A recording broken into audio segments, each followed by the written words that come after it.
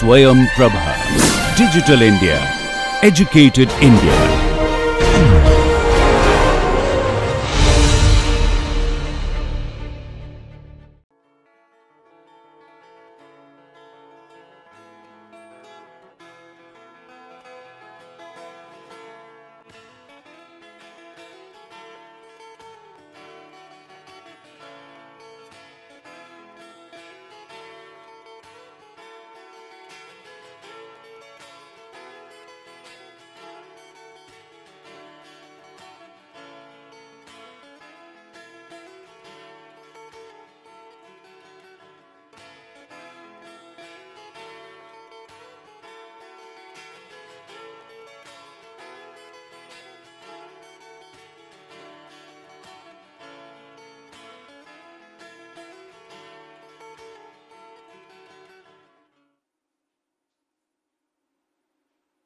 Welcome to the third lesson on the module second, which is on analysis of strain.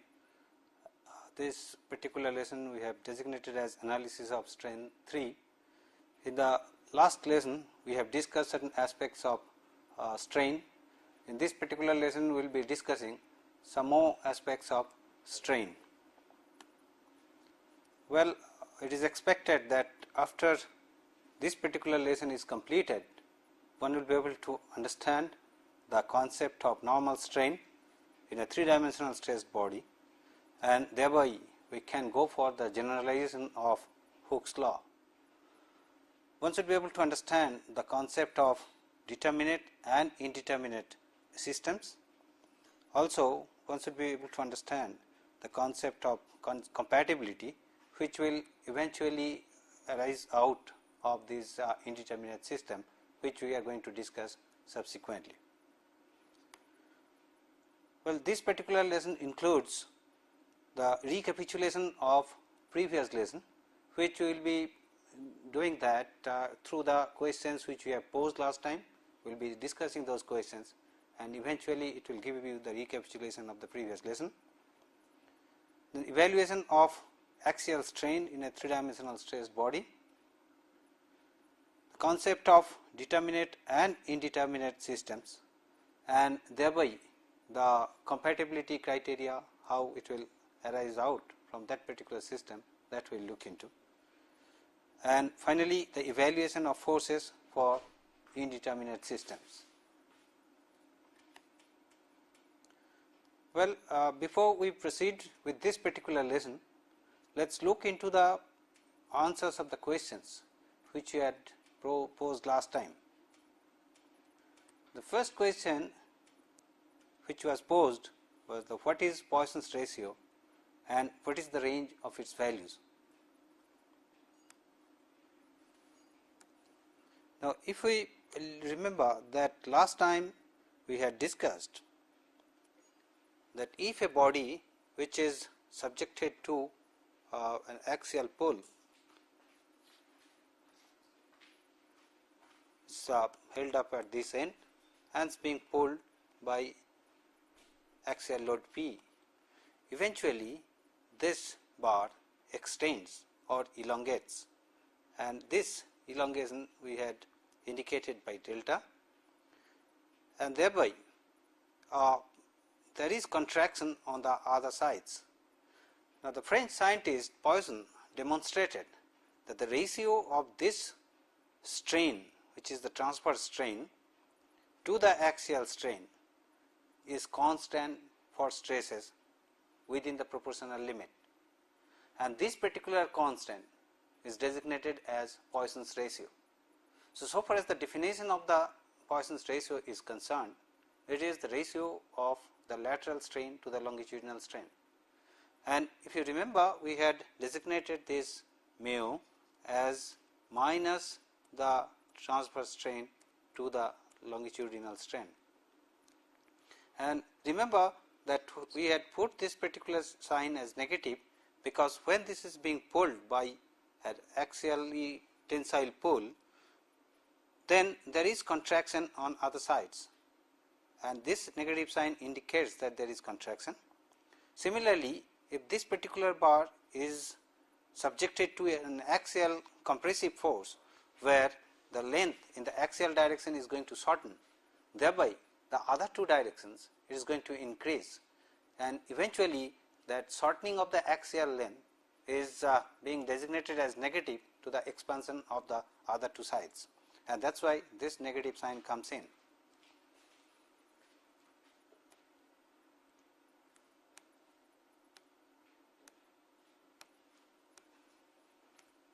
Well, also we have said that what is the range of its values. Now, Poisson's ratio for different material varies, but over a very small range of values. Generally the values vary between 0.25 to 0.35. For some limiting materials we get values in the range of around 0.1, or for some material we get in the range of 0.5, which is that of rubber, and in fact 0.5 is the limiting value on the other side. So, in the sense that the range of the values in general we can say between 0.1 to 0.5, and most of the material lies between 0.25 to 0.35.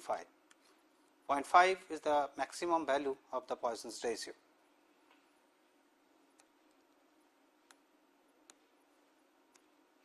Well, the next question posed was, what is shear modulus and what is its unit? I am sure this particular question you all are aware of. Well, let me just discuss briefly. We had said that shear strain in an elastic body is proportional to the applied shear stress.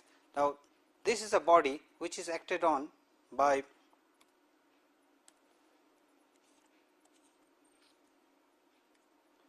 this is subjected to the surface force, and thereby the shear stress tau is equals to the applied load divided by the cross sectional area will give us the shear stress, and within proportional limit, within the limit of the proportionality, the shearing strain is proportional to the shearing strain which we have designated as gamma. So, tau is proportional to gamma, and removing this proportionality sign, we say tau is equals to G times gamma, where G is termed as shear modulus.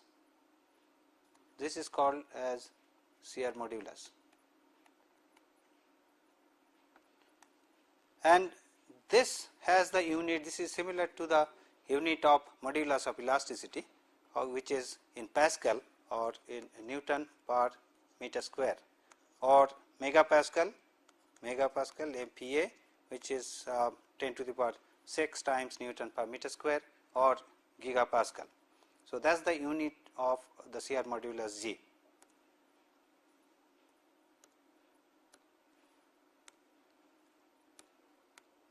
Well, the third question is, how will you evaluate strain in a 3-dimensional stressed body?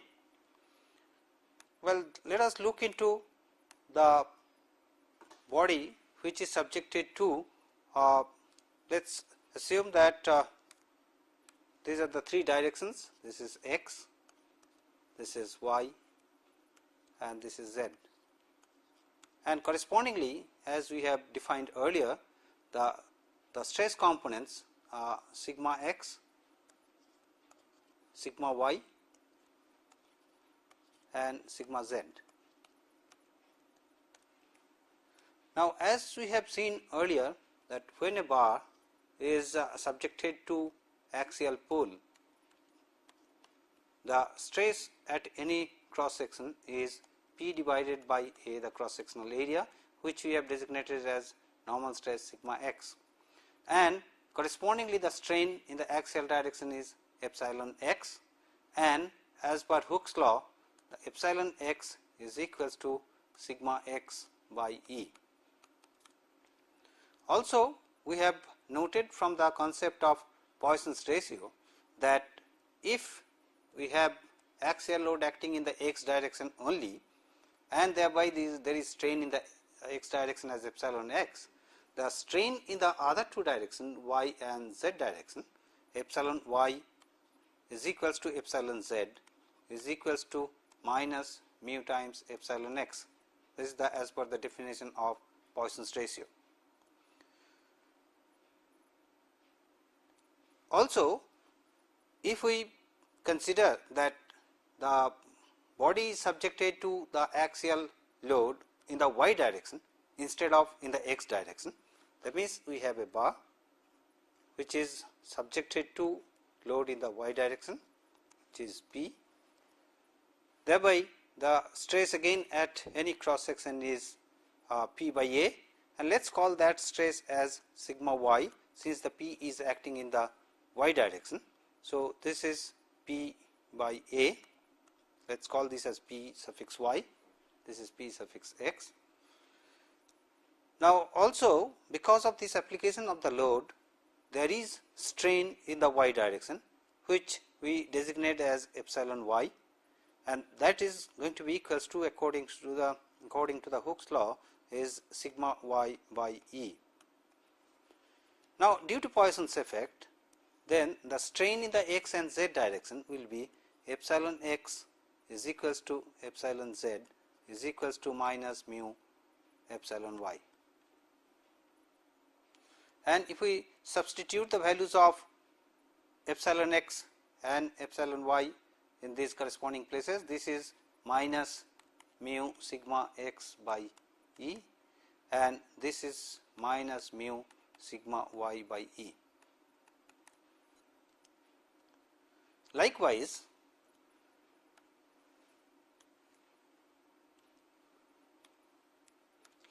if we assume that the body is acted on by force in the z direction by P, then the stress at any cross section, let us call that as sigma z, is equals to again P suffix z by A. Also, the strain corresponding to that in the z direction is epsilon z, which is equals to sigma z by E. Epsilon z is going to be equals to sigma z by E.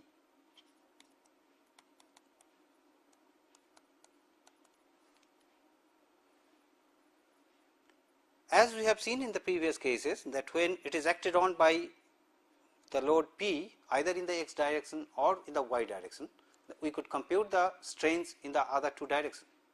In the present case also, when it is subjected to axial pull in the z direction and is the strain which is acting in the z direction is epsilon z, the corresponding strain in the epsilon in the x and y directions are epsilon x and epsilon y, which is equals to minus mu times epsilon z.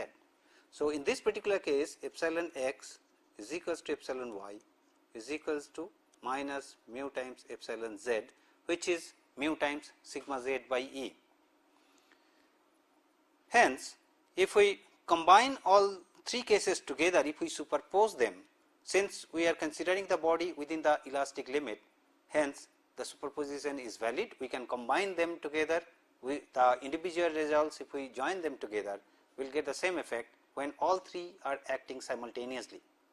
So, in that particular case, when all three are acting,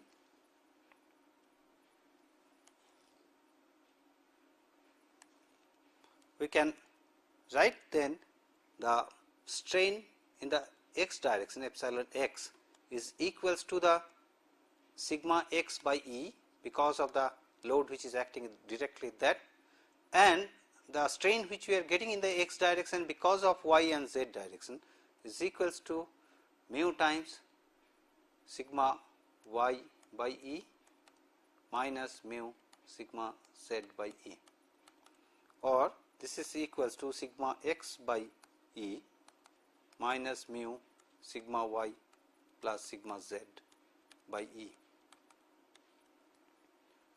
Likewise, the strain in the y direction epsilon y can be written as sigma y by E minus mu times sigma x plus sigma z by E.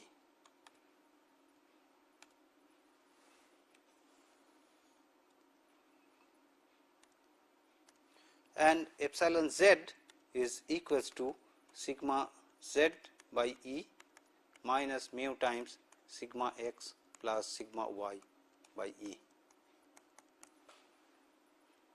Now, if we reduce this 3-dimensional form to a 2-dimensional one, keeping the x and y plane, then the stresses which will be acting are sigma x and sigma y, and eventually sigma z is equals to 0.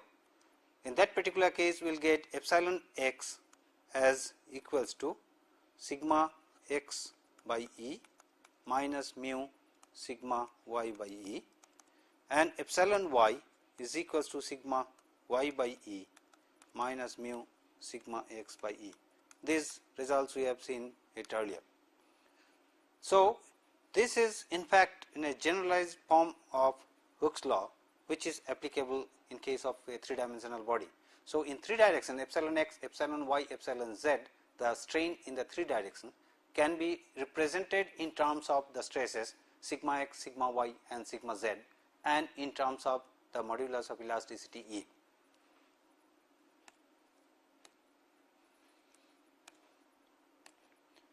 Well, these are the aspects we have discussed. Now, let us look into the important aspects which we do come across in many problems related to different fields, which we designate as a statically indeterminate problem.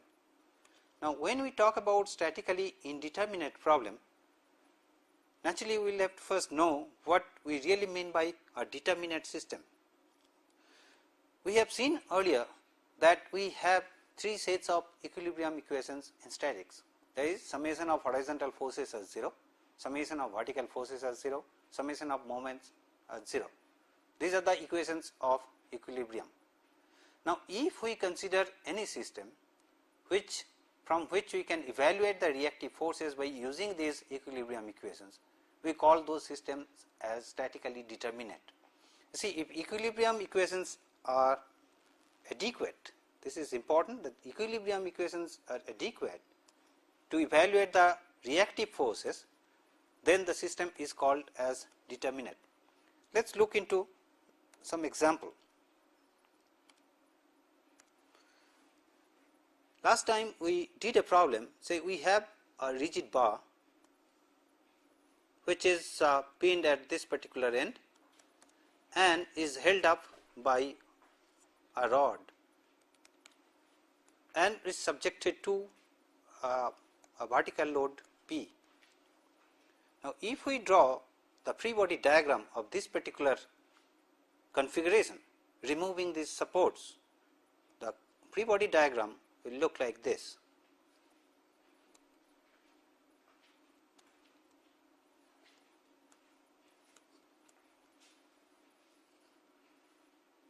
This bar being pin connected is subjected to axial loads only. Hence, there is a axial pull PB, and these are the reactive forces R and H, and this is the external load P. This is the free body diagram of this particular system. Now, in this particular free body diagram, the unknown forces are, the reactive forces are H and the axial pull in the member PB. So, these 3 parameters can be evaluated from the equations of static. That means, if we take summation of horizontal forces equals to 0, summation of vertical force equals to 0, summation of moment equals to 0, and if we apply these 3 equations for this, we can evaluate R, H and P readily from these equations. Hence, this particular system is statically determinate. Now, let us change the configurations of this particular system a little, and instead of supporting this rigid bar with one wire alone,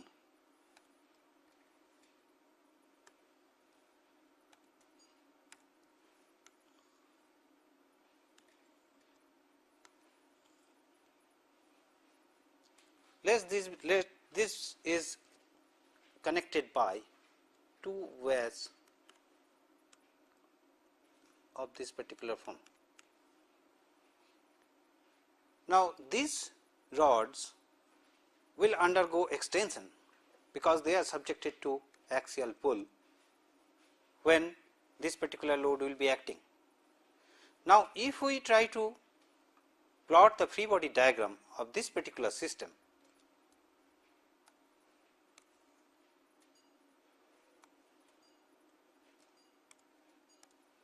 This is the rigid bar which is pinned over here. Now, this is subjected to the reactive force, vertical and horizontal as before. Here we have the applied load P.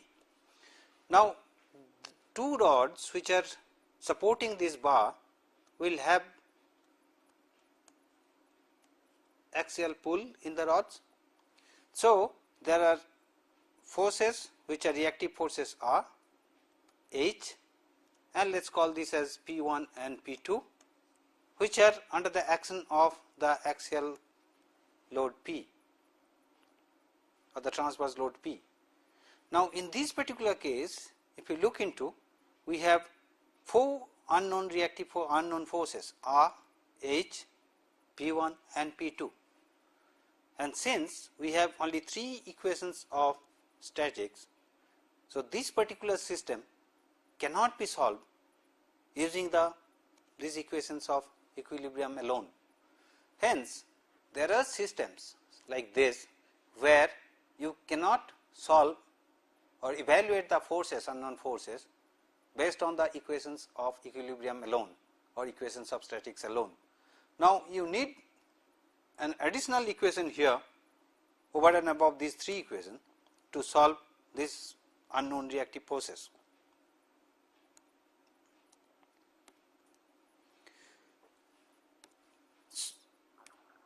So, this is what is indicated here. If the number of unknown forces, in a system exceeds the number of equilibrium equations, then the system is called statically indeterminate system. So, the system is indeterminate because we cannot solve the unknown forces using the equations of equilibrium, but then that does not mean that we cannot evaluate the unknown forces for those indeterminate systems. So, for the solution of these indeterminate systems, we will have to find out ways by which we can generate additional equations from which we can solve these particular unknown reactive forces. So, the indeterminate problems are the one in which a statically indeterminate problem always has geometric restrictions imposed on its deformation. In fact, from this the compatibility criteria comes in. The indeterminate system always gives rise to geometric restrictions, and these geometric restrictions, when they are expressed mathematically, this gives rise to the equation of compatibility. So, we have seen that we have three equations of equilibrium which are statical equations of equilibrium. Over and above, if we write down the equations of compatibility which do arise from these geometric restrictions for the deformation, this equation of compatibility along with the equations of equilibrium will lead us to the system of equations from which you can solve the unknown reactive forces in the indeterminate system. So, now you can distinguish between a determinate system and indeterminate system. Once again, a determinate system is the one for which the unknown reactive forces can be evaluated based on the equations of equilibrium, and for indeterminate systems we cannot evaluate the unknown reactive forces based on the equations of equilibrium alone, and for that we need to have additional equations depending on the number of unknown reactive forces you have, and those additional equations do generate from the equations of compatibility, and the equations of compatibility is nothing but can be written down in terms of the geometrical constraints or the restrictions which we impose in terms of the deformation. So, compatibility conditions provide additional equations for evaluating unknown forces and thereafter we can adopt this Hooke's law to express the deformation in terms of forces, because we first write down the compatibility criteria based on the deformation, and then we adopt Hooke's law to relate the deformation to the forces, and finally we get equations from this compatibility criteria which help us to solve the unknown reactive forces.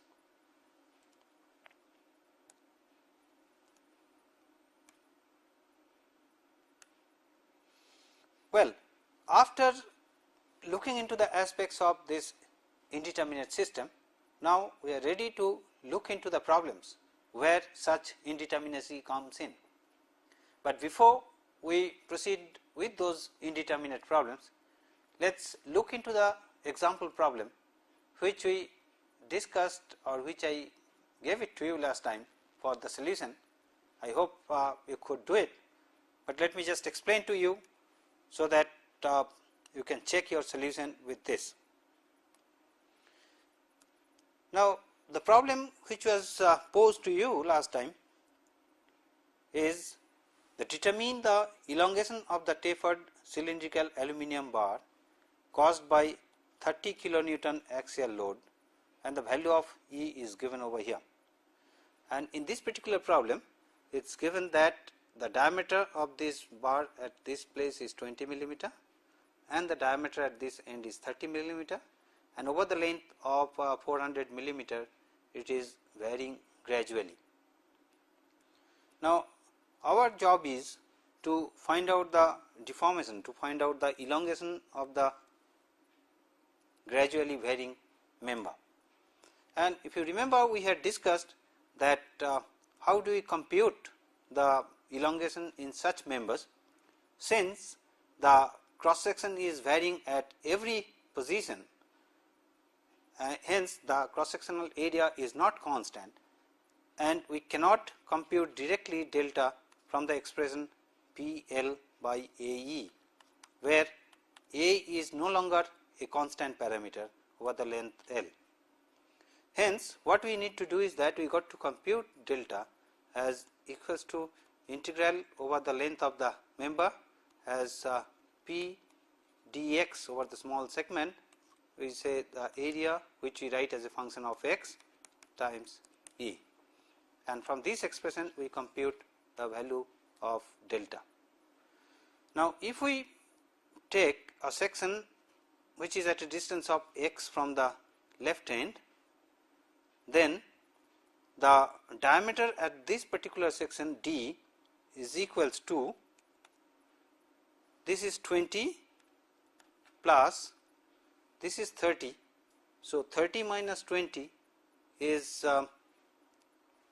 the value at the end. So, at this particular point it will be the ratio of x to 400. So, this is 30 minus 20 times x by 40, and 30 minus 20 divided by 2, and twice of that, since on this side we have extra, on this side we have extra over 20. So, this is 2. So, 20 plus 30 minus 20 times x by 400. So, this is nothing but equals to 20 plus x by 40. So, this is the diameter at this cross section which is at a distance of x from the left end. So, let us compute now that what is going to be delta for this particular case. So, we have the bar which is tapered, and we have just seen that at a cross section which is at a distance of x, the diameter here D is equals to 20 plus x by 40 millimeter. Hence, the cross sectional area A is equals to pi by 4 times 20 plus x by 40 square, and delta is equals to integral 0 to 400. The load is 30 kilonewton. So, 30 times 10 to the power 3, so much of Newton dx is L by A, which is pi 20 plus x by 40 square times 4 pi d square by 4 times E, which is 72 GPa. So, 72 times 10 to the power 9. So, so much of millimeter, and this if we compute, this will give rise to, this is equals to 120 divided by 72 pi into 10 to the power minus 6, integral 0 to 400, this is dx by 20 plus x by 40 square. Now, if we substitute 20 plus x by 40 as say z, we get dz as 1 by 40 dx, and when x is 0, z is 20, and when x is 400, z is 30. So, it varies from 0 to 20 to 30. So, this integral gets transformed to this particular part as integral 20 to 30 dz 40 times dz divided by z square. So, this is nothing but minus 1 by z integral, which is 20 to 30. Eventually, then this comes as, this is equals to, so delta is equals to, if we compute the whole thing, it is 4800 into 10 to the power minus 6 divided by 72 pi into 1 by 20 minus 1 by 30, and this is equals to 3.53 into 10 to the power minus 7. So, this is the value of the delta which we get from the. So, this is the computation for the value of the delta for the varying diameter. So, for a member which is tapered, the member which is tapered, and if we know the diameter set is 2 n's, we can compute that how much is the elongation that the member will be undergoing. Hope you could compute this. Well, let us look into the next problem, next example, which is in terms of the indeterminate problem. Now, here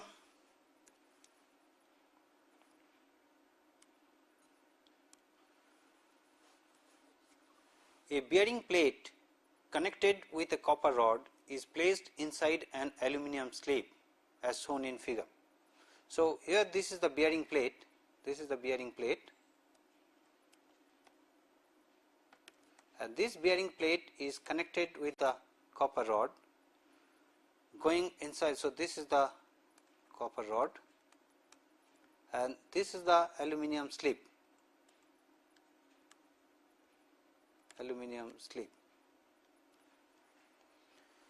is placed inside an aluminum sleeve as shown in figure.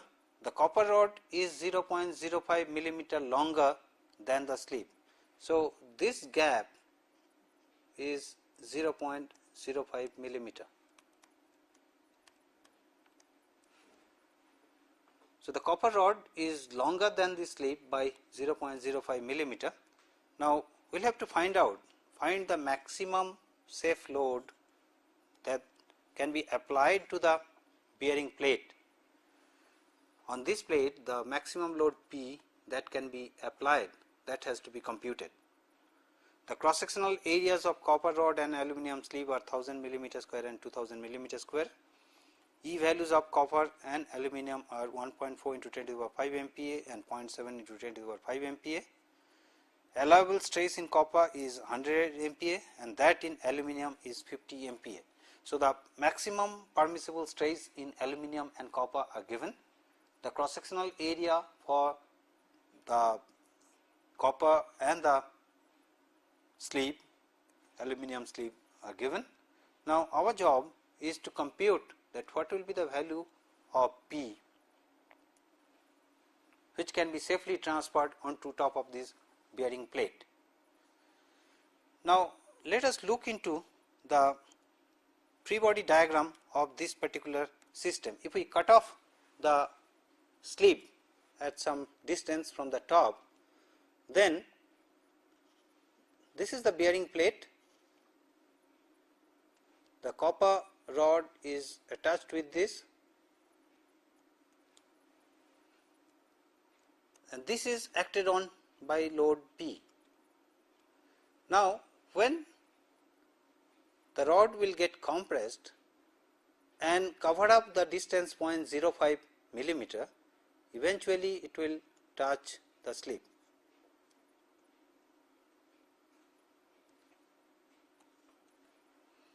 So, this bearing plate along with the copper rod, it has compressed, covered up that 0.05 millimeter gap between the sleeve and the copper rod.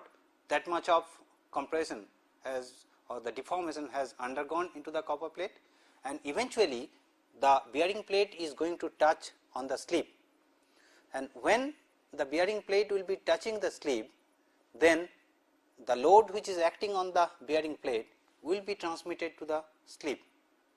So, at this free body diagram, if we now transfer the reactive forces, those are acting on this, they are the force in this copper rod and the forces in a combined form in the sleeve, these two together. Let us call that the load in the aluminum. So, we have these two forces P C and P aluminum, which are being generated because of the externally applied load P. So, if we write down the equilibrium equation, so equilibrium of this particular system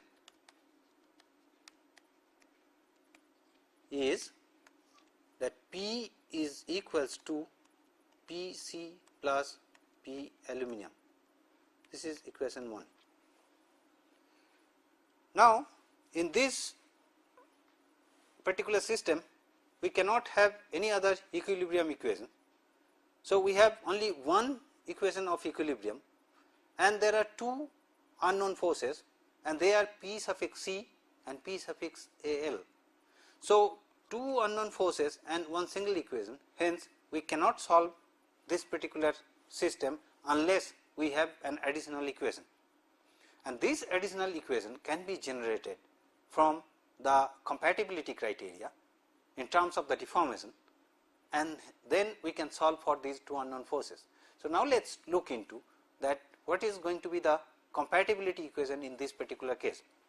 Now, let me look into another free body diagram of the top part of the system.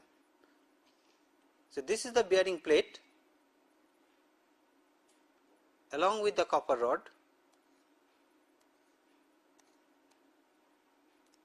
and the sleeve is in this location, and this is the gap, since copper rod is 0.05 millimeter greater than the sleeve. So, this is an exaggerated form, and let us say after deformation the bearing comes in this particular position. Hence, the deformation that the copper rod undergoes is this much. This we call as delta C, and in the process when copper rod deforms to this extent, and if this is the position where the bearing plate has come, then the deformation which is existing in the, or which has occurred in the aluminum is this much. This we call as delta aluminum. So, from this particular configuration we can write delta C is equals to delta aluminum plus 0.05 millimeter. So, this is the criteria which is getting developed from the compatibility of the two systems, that initially when the load is applied on this bearing plate, first the bearing plate along with the copper rod has to deform to the extent of 0.05 millimeter, then the load gets transferred onto the slip and then the slip deforms, and this is the final level of the deformation. And if this total deformation we call as delta C, then delta C consists of two parts. One is this 0.05 millimeter gap which has to be made up by the copper tube or the rod along with the deformation of this slip. So, this is the compatibility equation, and now if we apply Hooke's law to this deformation equation, we can get additional equation from which we can evaluate PC and P aluminum. Now, delta C we can write in terms of the load and cross sectional area, which is PL by AE. Let us call that PC is the force which is acting in the copper rod times length of the copper tube LC divided by area AC times EC. This is equals to P in the aluminum times L of aluminum by A of aluminum times E of aluminum plus 0.05. Now, in this particular case, since the values of limiting stresses are given, let us compute the values in terms of stresses. Now, as we know, P divided by the cross sectional area is the stress. So, this particular part PC by AC we can write as the sigma C, the normal stress in the copper rod, and PL by AL we can write as sigma aluminum, which is the normal stress in the aluminum slip. Hence, this compatibility equation in terms of stresses we can write as sigma C times LC divided by EC. This is equals to sigma aluminum times length of the aluminum divided by E of aluminum plus 0.05. Now, if we substitute the values, the value of LC, the length of the copper tube, the length of the aluminum sleeve is given as 250 millimeter, and since the copper rod is 0.05 millimeter longer than the aluminum sleeve, so the length of the copper rod is 250 plus 0.05, so 250.05. So, sigma C is to 250.05 is the length of the copper rod divided by E of copper rod, which is 1.4 into 10 to the power 5. This is equals to sigma aluminum times the length of the aluminum is 250 divided by E, which is 0.7 times 10 to the power 5 plus 0.05.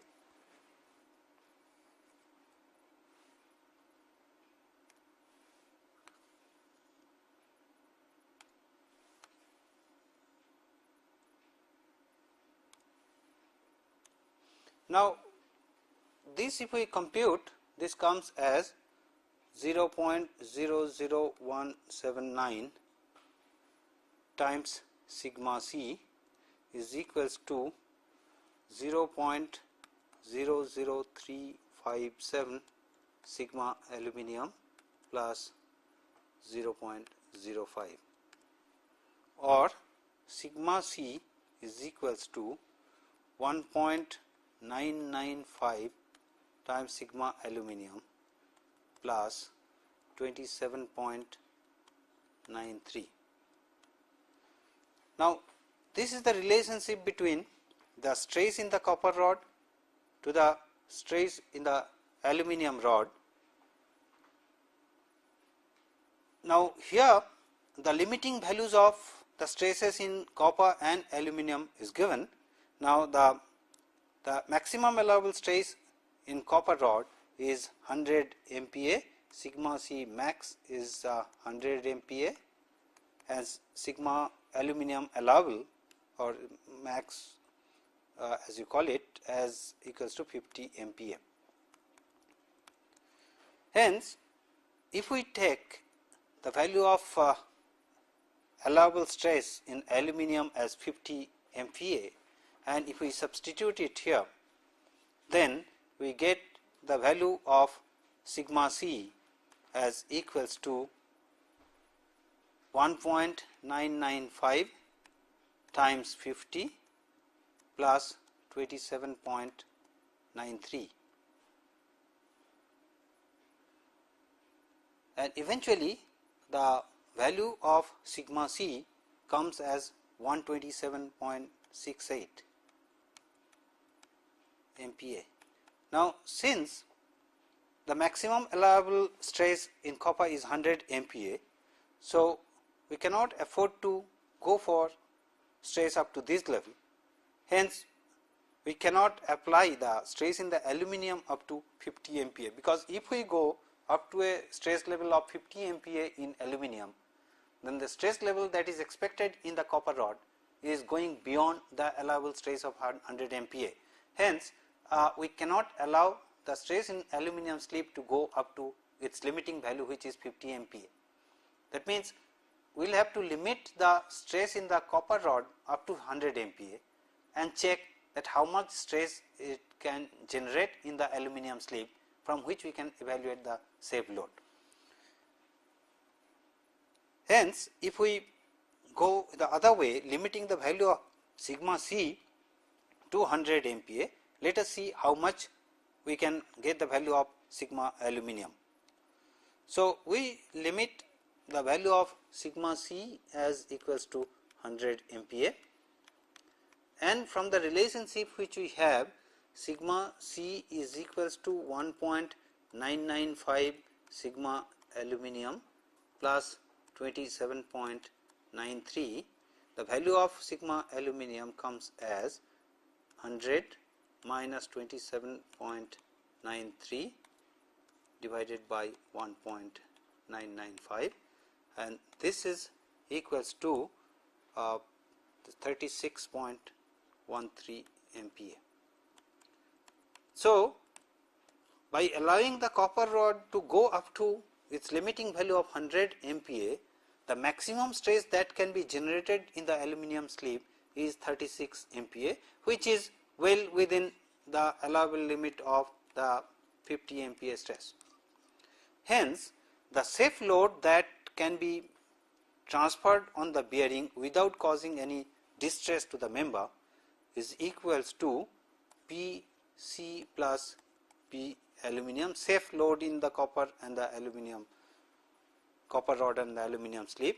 This is equals to sigma C into area of the copper rod plus sigma aluminum, which maximum we can allow, multiplied by the area of aluminum.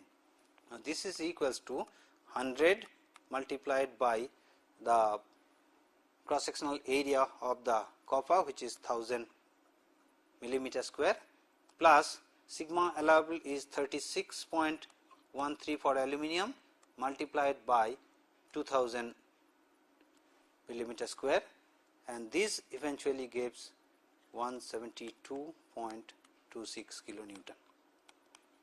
So, the load which can be applied on the bearing must be less than or equals to 172.26 kilonewton, and thereby the maximum stress that can be generated in the copper rod is 100 MPa, but the aluminum slip will not go up to 50 MPa, but it will be well within 50 MPa, and thereby the whole system will be safe.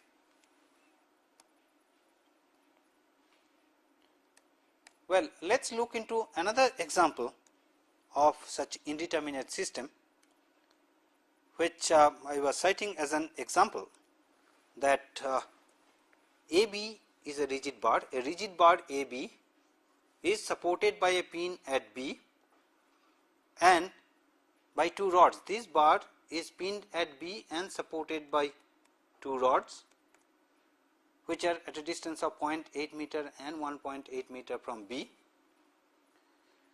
This rod is a steel rod of length 1 meter and this is aluminum rod of length 2 meter, and this bar is subjected to a load of 100 kilonewton at the point A. Now, we will have to find the stress in each bar or each rod, and the cross sectional area of those bars are given. Steel bar is 500 millimeter square and that of aluminum bar is 300 millimeter square, and the value of E are given as 2 into 10 to the power 5 and 0.7 into 10 to the power 5 MPa for the steel and the aluminum. And let us assume that the weight of this bar is negligible. Now, as we had seen before that let us write down the free body of this system and write down the equations of equilibrium and observe what happens. So, if we take the free body, this is the rigid bar spin at this end, acted on by two rods, they are steel and aluminum, and at this end we have the reactive forces for the pin, and at this end the load 50 kilonewton, 100 kilonewton is acting.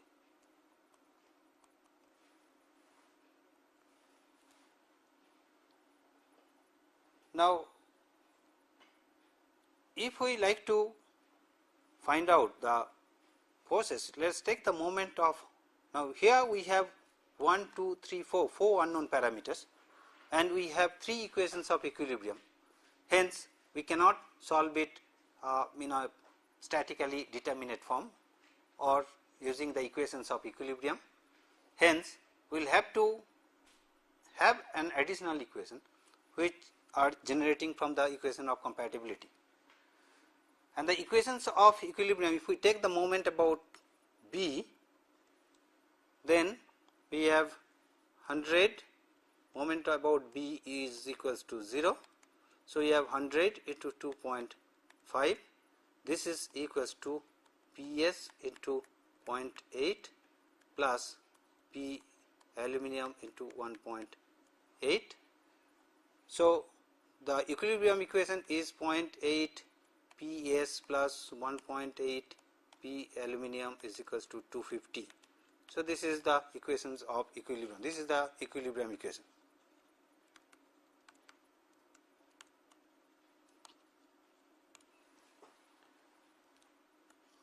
Now, from the compatibility, now if we, since this load is acting at this end and this is the pinned end, this will undergo, the bar will move in this particular form and this will move in the form of a circle with the center of this particular point. Now, this being a smaller deformation, we consider this arc as a straight length, hence this is a triangular form. So, at these locations this bar will undergo deformation and let us call this deformation as delta S and the deformation here as delta aluminum. Hence, the compatibility is that delta from this particular triangular configuration we can write delta S by 0.8 is equals to delta aluminum by 1.8. So, this is the compatibility relation, and delta, if we write in terms of P, in terms of using the Hooke's law, which is PL by AE. So, this is PS LS by AS ES, that is for steel, is equals to 0.8 divided by 1.8 times P aluminum length aluminum divided by A aluminum times E aluminum. And if we substitute these values, we get the relationship between the load in PS and the force in P aluminum. Eventually, you will get PS as equals to 4.233 P aluminum. So, this is the second equation. So, now from these two equations 1 and 2, we can solve for PS and P aluminum, and if we substitute these values of PS over here, we get the values of P aluminum as equals to 48.2 kilonewton,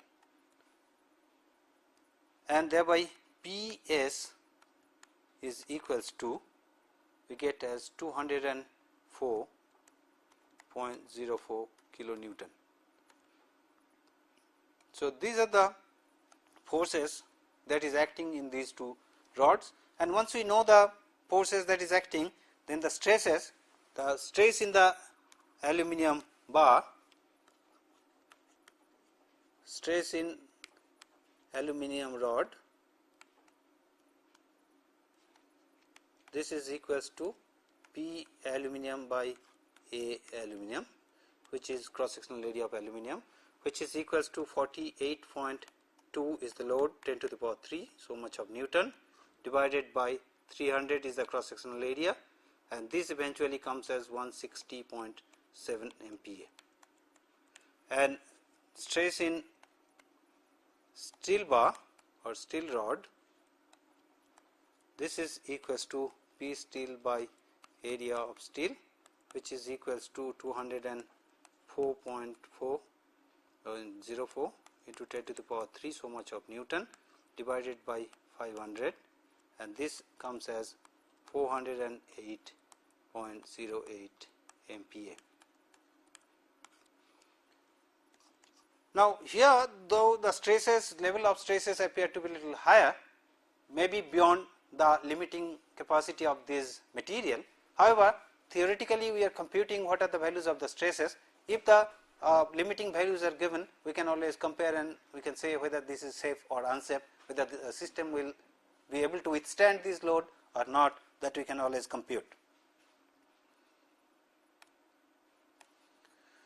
Well, now we have another problem which is similar type,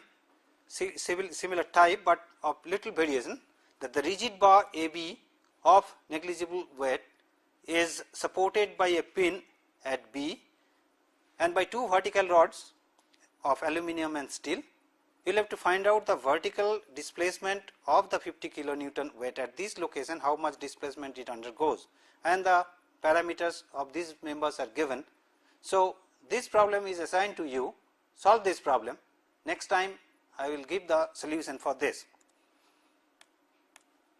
Now, in conclusion, to summarize the whole thing, we can say in this particular lesson we had included the concept of strains in a 3-dimensional stressed body, and concept of determinate and indeterminate systems. We know clearly now what is really meant by determinate system and indeterminate system, and thereby how to arrive at the compatibility criteria to solve for the unknown reactions in indeterminate system, and the examples to demonstrate, to evaluate the forces in indeterminate system. Well, these are the questions posed for you. What is meant by indeterminate system and how is it different from determinate ones? What is meant by compatibility equation, and what will be the effect of temperature variation in a stress system? Look into the answers for this. We are going to discuss this again in the next lesson. Thank you very much.